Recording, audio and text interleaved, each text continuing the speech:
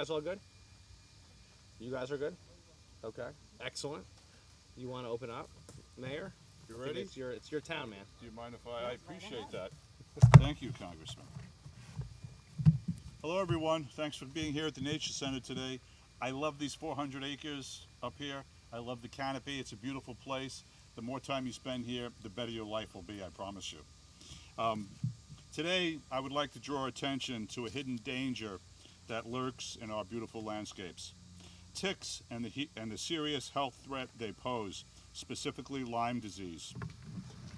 As many of you know, Lyme disease is transmitted to humans through the bite of infected black-legged ticks, commonly known as deer ticks. In recent years, we have witnessed a staggering increase in Lyme disease cases, particularly in the northeastern United States. According to the Centers for Disease Control, the number of confirmed cases has nearly doubled over the last decade. States like New York, Connecticut, and New Jersey have reported some of the highest incidence rates, impacting thousands of people each year. One significant factor in this trend is the increase in the deer population. Deer are a primary host for adult ticks, and providing the ticks with a meal and breeding grounds. As sprawl continues to encroach on natural habitats, deer have adapted, thriving in these new environments. This increased deer population directly correlates with a rise in tick populations, leading to a higher risk of Lyme disease for those living in these areas. But it's not just the deer we need to be concerned about. Ticks can be found in backyards, parks, and hiking trails, where they thrive in tall grass and dense brush. Together with ecological changes and milder winters, ticks have more opportunities to proliferate and bite unsuspecting individuals. Awareness is key to protecting ourselves. Familiarize yourself with tick habitats, wear protective clothing when walking in grassy or wooded areas, and conduct thorough tick checks after outdoor activities. It is essential to remember that Lyme disease can lead to serious long-term health issues if left untreated. We must remain focused in our efforts to combat the rising threat of tick and Lyme disease, and by understanding the connection between deer populations and tick prevalence, we can take proactive steps to safeguard our communities. With this in mind, I'd like to thank Congressman Gottheimer for the work he's doing to help keep our families and communities safe. Thank you very much, everyone. Thanks so much, Mayor. Of course. Thank you. Now we're going to say the Pledge of Allegiance. I pledge allegiance to the flag of the United States of America and to the republic for which it stands, one nation, under God, indivisible, with liberty and justice for all.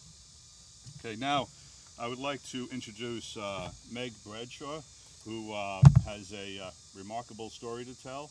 And thank you for being here today. And thank you, Mayor. You're welcome. I appreciate it. Of course. Good morning, everyone. It's great to be here, and I better look like $1 million at this podium because that's about what it cost in orthopedic surgery, so I'd be able to stand before you today. My name is Megan Bradshaw, and I'm grateful to have spent so much of my life here in the Garden State. Growing up, I had an affinity for the outdoors, and it was here in Bergen County where I learned to ride horses. But I was blissfully unaware that New Jersey was considered ground zero for ticks. In college, I began working for Nordstrom, which not only afforded me a wonderful wardrobe, but the opportunity to move to Seattle and Nashville, which fulfilled my sense of adventure and my desire to do everything for myself and by myself, which for a while I did, until life came to a screeching halt. In 2019, I came home for what was supposed to be a short medical leave for 2 to 3 weeks. Instead, I took a turn for the worst, and I soon became bedridden, needing 24/7 care and using a wheelchair. At my worst, my functional level was comparable to someone with a spinal cord injury.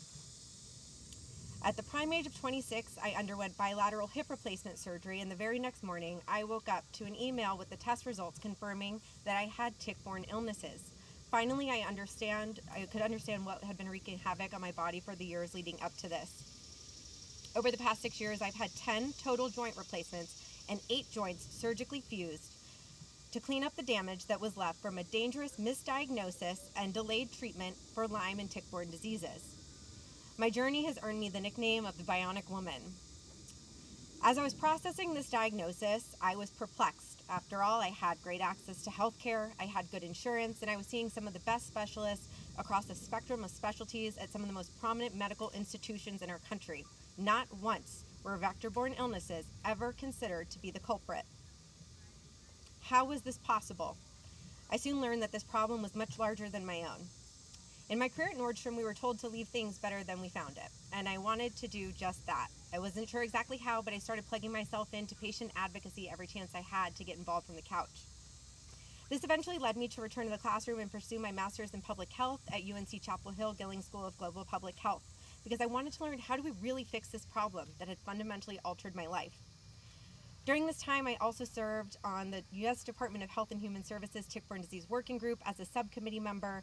I've served on the Defense Congressionally Directed Medical Research Program as a peer reviewer and as an advisory board member for the Lyme and Tick-Borne Disease Clinical Trials Network out of Columbia University. People often ask what the most challenging part of all of this has been, and it's my arthritic hands. I mean, imagine being an Italian Jersey girl who cannot speak with her hands. But I share my story because it underscores what we know to be true. These diseases cause physiological, emotional, and financial devastation for patients and their families. Prevention is key to mitigating the burden of tick-borne diseases. Early detection and intervention lead to better patient outcomes, and patients with chronic and persistent tick-borne illnesses need real solutions to improve their quality of life. The life that I enjoy today is a testament that access to good care has the power to transform and save lives. I recognize how fortunate I am to have had the means to improve my condition and that I have the opportunity to live a full and meaningful life. This is why I'm passionate about working towards a world in which healthcare is equitable and just, because everyone deserves that opportunity. I'm proud to now work for the Center for Lyme Action, a 501c4 nonprofit and the leading national advocacy organization for Lyme and tick-borne diseases, where we are working to grow federal funding and develop policy solutions to combat this issue. Our values are bipartisan, scientific, humane, and inclusive, and we are very serious about them. On our network of nearly 10,000 advocates from all 50 states, DC, and Puerto Rico illustrate that the impacts of this issue are far and wide. I want to emphasize, while Lyme disease is the most prominent and fastest growing vector-borne disease in the United States, with nearly 500,000 new cases estimated each year, there are other tick-borne illnesses such as alpha-gal, Rocky Mountain spotted fever, and Powassan virus, which pose a significant threat to public health. We need to ensure that our nation is equipped to prevent, detect, and respond to all tick-borne diseases. I want to extend my sincerest gratitude to Congressman Gottheimer for being a Lyme and tick-borne disease champion, and for helping to lead bipartisan solutions for this issue and taking this head on. We sincerely appreciate your commitment to this, and we look forward to celebrating many more wins as we continue to figure out how do we solve this very wicked problem. Excellent. So thank you, and I'll hand it over to you now. Thank you so much, Meg. Thank you so much. Thank you. Another round of applause for Megan. That was really, thank you. Thank you for your courage. I know there's a lot of people here who have dealt with Lyme, whose families deal with Lyme on a regular basis. I want to thank all the champions who are here. Thank you so much for what you do and for your leadership. I want to thank Mayor Zinna for having us. Thanks for it's beautiful back here. You can see why people want to hike these trails. It's great. Thank you to all the team in Tenafly who helped make this place possible, and to the board. Really appreciate it. And Andrew Mickish, who runs the Tenafly Nature Center, the board of directors, and I do want to thank Rob. It's great to see you, Councilman. Thank you so much for being here as well. I appreciate it. I know you've had personal experiences as well with Lyme. Everyone knows the Garden State is home to some of the most beautiful trails and parks in the country. As I said, just look around. You can see why people love our great state and why I'm obsessed with our great state, because you've got places like this. Families from across New Jersey right now are going to places just like this one all over our state. Right? Enjoying the outdoors, barbecuing with friends, getting a hike in, going to the Delaware Water Gap, which is not far from here, which, by the way, people don't even know that exists. It's wonderful and not far. We've got trails that are unbelievable as well. The Appalachian Trail runs right through my district in Sussex County. If you haven't been there, it's also a great place to hike. And while we're fortunate to have places like this one where people can enjoy the outdoors, go for a hike and barbecue and spend time with their friends, that's one of the great gifts our state has to offer. We must also be careful, stay alert, and protect against what's lurking and the grass and the trees right around us, the legitimate threat of ticks and the diseases they can carry, including Lyme disease. That's why I'm here today to announce new federal legislation to help keep our families safe. As it's been reported, thank you for clapping, I appreciate that. That's good, that's one, that's good.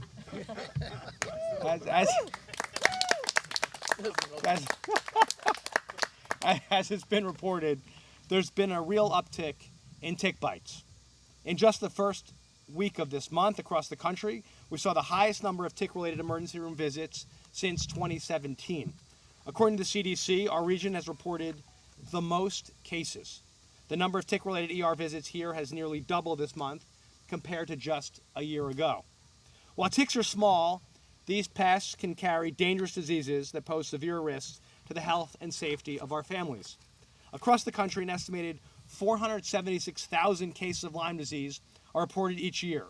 Jersey has the third highest number of cases in the entire nation.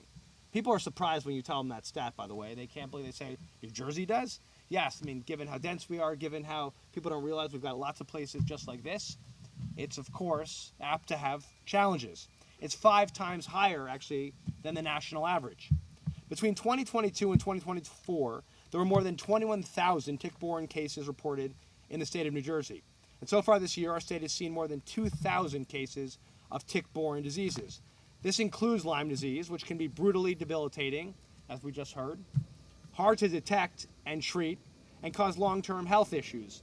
Whether you're a kid or an adult, Lyme disease can lead to rashes, cardiac issues, joint stiffness and arthritis, neurological issues, depression, fatigue, and severe pain for extended periods of time.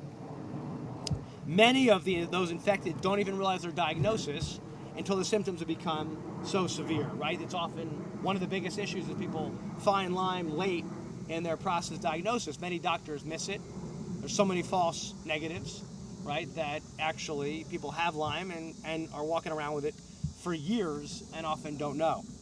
And we have a lack of reliable testing options, so it can be difficult to diagnose. The tests we have for Lyme often produce, as I said, false negatives many times before actually having a positive diagnosis. While Lyme disease can be treated with antibiotics, unfortunately, there isn't right now a cure. People don't realize that, right? There's not actually a cure for Lyme disease. There are treatments. It can take months or even years, if ever, to get out of your body. Too many families here in North Jersey have seen the impacts of the disease firsthand. I've had many families visit me with loved ones who've lived with Lyme for many years. My own sister-in-law struggled with Lyme disease for more than a decade.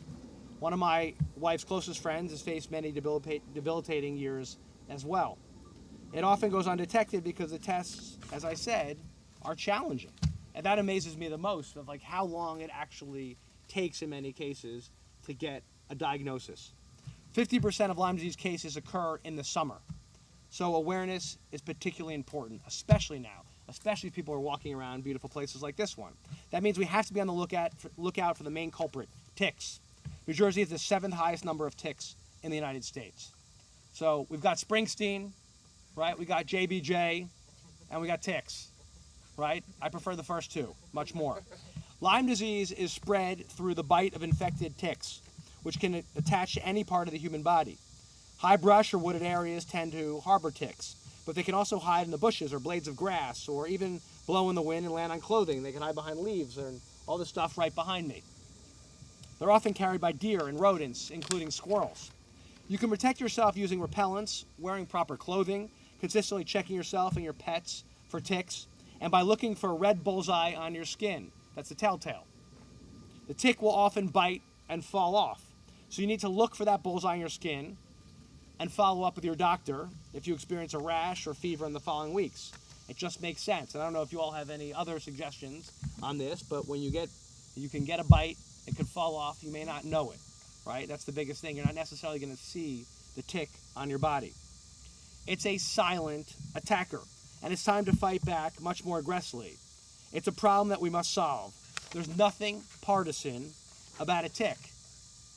That's why I'm announcing new bipartisan legislation to fight ticks and Lyme disease and help protect our families and children. First, I'm announcing the Battling Infections Transmitted by Ticks and Exposure Act, or what we're calling the BITE Act. to create the world's first national response system for Lyme disease and other vector-borne illnesses, which include diseases spread by insects. This system will utilize new technologies, including AI, to monitor high-risk areas and alert nearby families through their phones when they're in a high-tick area so they can be better prepared. So your phone will actually go off if you enter a high-risk area. Think about that. That's using a lot of technology and AI for good. So you know you're walking into a place that's had a lot of issues, your phone will go off and tell you. We have plenty of information on where these cases are reported. We should be using that data to actually help protect families.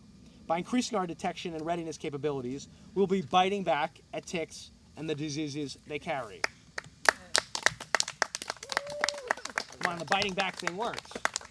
Second, building on that point and the need for more information.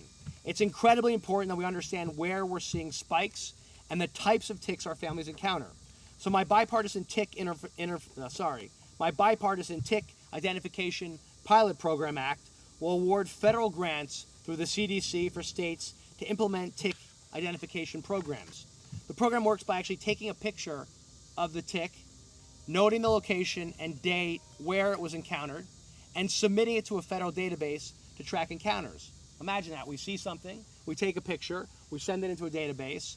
You can get more information to families back within 72 hours from an expert on what kind of tick they saw, what steps they should take to best protect themselves, including any medical treatment they should see after the bite. Excuse me, you have a bug. We're just hoping it's not a tick. Is it a tick?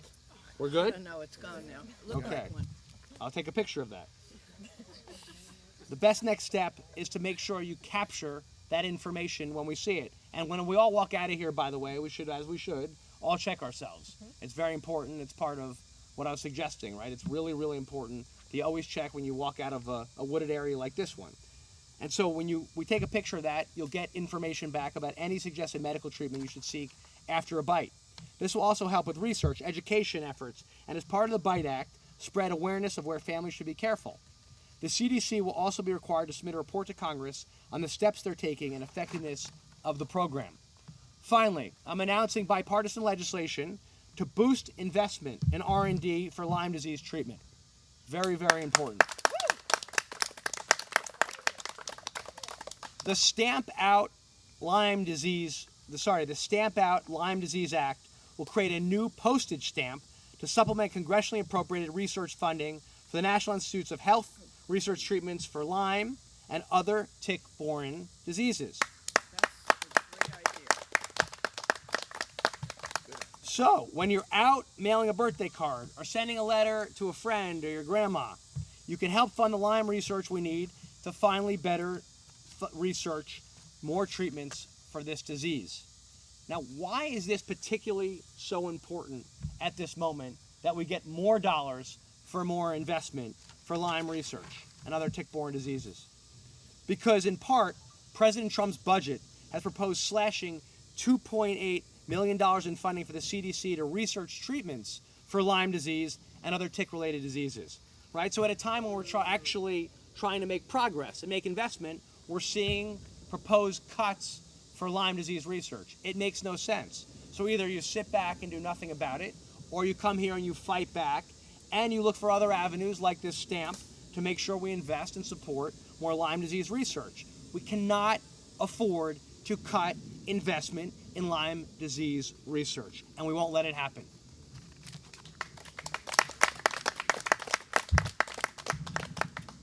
I also recently led a letter in Congress urging the House Appropriations Committee to ensure the highest possible funding for research on Lyme disease treatments. That includes increasing what we allocate through the Kay-Hagan Tick Act, which I helped pass and get signed into law. I've also helped lead the LymeX Authorization Act to encourage innovation in new Lyme disease treatments, the Children Afflicted by Lyme Disabilities Act to expand disabilities protections to children affected by the vicious disease, and the Tick Act to create a new office within the Department of Health and Human Services dedicated to Lyme disease to further coordinate our national response. We need to do it all. There's not enough research being done and not enough progress, as far as I'm concerned, being made quickly enough, given how it's affecting so many people every single year in New Jersey and around the country. It's often not talked about enough because, as we said, It takes years for people to figure out that they even have Lyme disease, if they ever figure it out. So it's occurring, it's affecting people, as we heard from Meg, right? But the research and the results are not coming along quickly enough. The bottom line is I want children and families to enjoy the natural beauty that Jersey has to offer. Wonderful places like this one. All the parks, trails, and recreation. And to be able to protect themselves from Lyme disease. We can do both. I want all families who've been affected by Lyme disease to know that we stand with them. And I'm so grateful to have such amazing partners, including the Center for Lyme Action. It's an amazing organization, and the Tenafly Nature Center is a great place that also educates people, and there's other organizations that do so much work. But I know how hard you all work. I want to know how grateful I am, because this is a partnership. We got to do this together, and we got to make sure we fight to protect these research dollars and to give treatment to people. We can work together at every level, in Congress, right here at home, in great communities like Tenafly and Bergen County, and our great state. Only when we are able to actually tackle these diseases and take them on will we make the progress. Again, there is nothing partisan about Lyme disease. It affects Democrats, it affects Republicans, it affects independents, it affects everybody. It's not a left or right issue, it's a Jersey family issue. That's why I'll keep working on this in a bipartisan way like these bills do. I have faith that by working together in the greatest country in the world, there's nothing that can stop us, and that our best days will always be ahead of us. Thanks so much, and God bless.